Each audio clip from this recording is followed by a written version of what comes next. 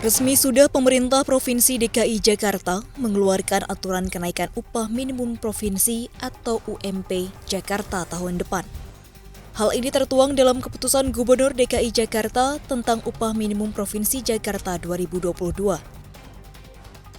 Dalam diktum pertama, aturan itu menetapkan UMP 2022 di Provinsi DKI Jakarta sebesar Rp4.641.854 per bulan.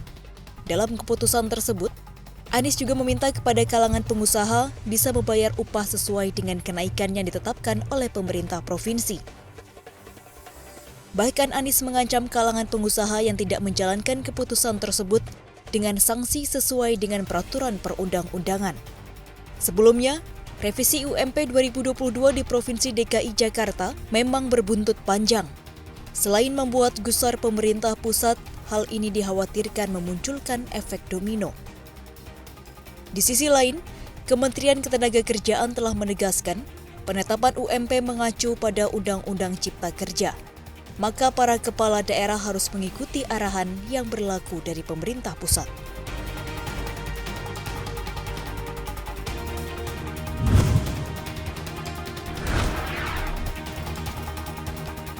Raksasa migas plat merah Pertamina telah menaikkan harga LPG non-subsidi. Kenaikan harga akan disesuaikan per daerah atau lebih tepatnya berkisar Rp1.600 hingga Rp2.600 per kilogram. PJS Corporate Secretary Pertamina Patra Niaga, Subholding Pertamina Commercial and Trading, Irto Ginting menyebutkan, penyesuaian harga LPG non-subsidi yang dilakukan oleh Pertamina merespon tren peningkatan harga kontrak price Aramco atau CPA LPG yang terus meningkat sepanjang tahun 2021. Irto menyebut, penyesuaian harga LPG non-subsidi terakhir dilakukan pada 2017. Harga CPA November 2021 tercatat 74% lebih tinggi dibandingkan dengan penyesuaian harga 4 tahun lalu. Pada November 2021, harganya telah mencapai $847 Amerika per metrik ton. Harga ini menjadi yang tertinggi sejak tahun 2014 atau meningkat 57% sejak Januari 2021. Selama ini pengguna LPG non-subsidi nasional mencapai 7,5% konsumsi nasional. Penyesuaian harga dilakukan pada rentang harga Rp1.600 hingga Rp2.600 per kilogram. Perbedaan ini untuk mendukung penyeragaman harga LPG ke depan serta menciptakan fairness harga antar daerah.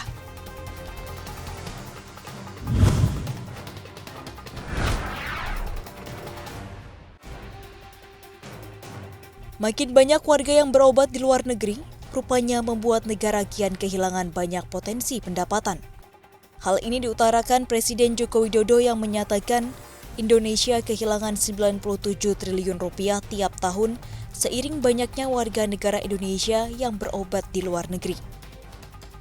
Setiap tahun tidak kurang ada 2 juta masyarakat Indonesia yang terbang ke luar negeri untuk mendapatkan layanan kesehatan, baik itu ke Singapura, Malaysia, Jepang, maupun Amerika Serikat.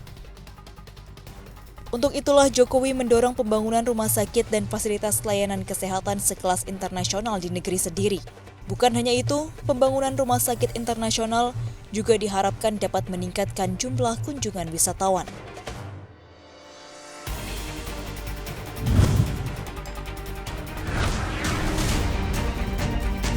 Merger 2 perusahaan telekomunikasi, Indosat dan Hutchison Tri Indonesia, diperkirakan akan berlaku efektif mulai 4 Januari 2022.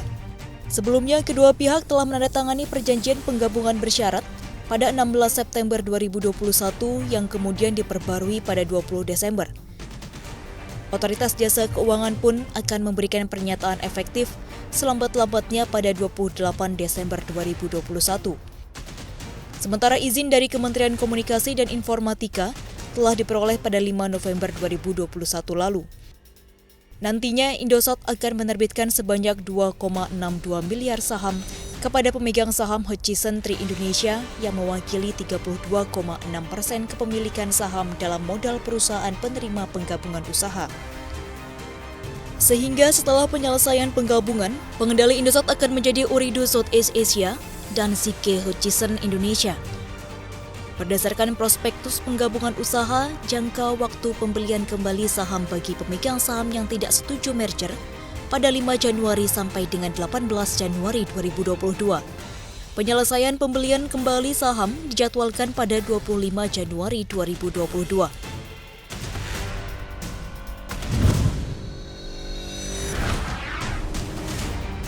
Bukan hanya raksasa di industri telekomunikasi, Huawei kini masuk ke pasar mobil listrik Cina. Hal ini pun diprediksi akan mengusik dan membuat perusahaan Elon Musk, Tesla Inc. tak bisa bersantai di pasar mobil listrik Cina. Terbaru adalah Huawei baru saja merilis rincian kendaraan listrik baru dengan spesifikasi yang diklaimnya mengalahkan Tesla Model Y. Dalam mewujudkan proyek ini, Huawei akan bekerja sama dengan produsen mobil untuk membuat teknologi seperti autonomous driving atau mobil tanpa sopir. Direktur Eksekutif dan CEO Grup Bisnis Konsumen Huawei, Richard Yu menyatakan Huawei memiliki mobil pertama dengan sistem operasi HarmonyOS Huawei bernama Aito M5. Nantinya pengiriman pertama akan dilakukan pada 20 Februari 2022. Mobil Aito M5 ini akan dijual dengan harga mulai dari 250.000 yuan atau berkisar $39.063 Amerika. Mobil itu lebih rendah dari Tesla Model Y yang dimulai dari 280.752 yuan setelah subsidi. Richard Yu mengklaim mobil Aito M5 menawarkan tenaga dan jangkauan mengemudi yang lebih baik daripada Tesla Model Y. Namun tidak seperti mobil Tesla, Aito M5 tidak murni bertenaga listrik karena memiliki tangki bahan bakar untuk memudahkan ketika baterai kehabisan daya.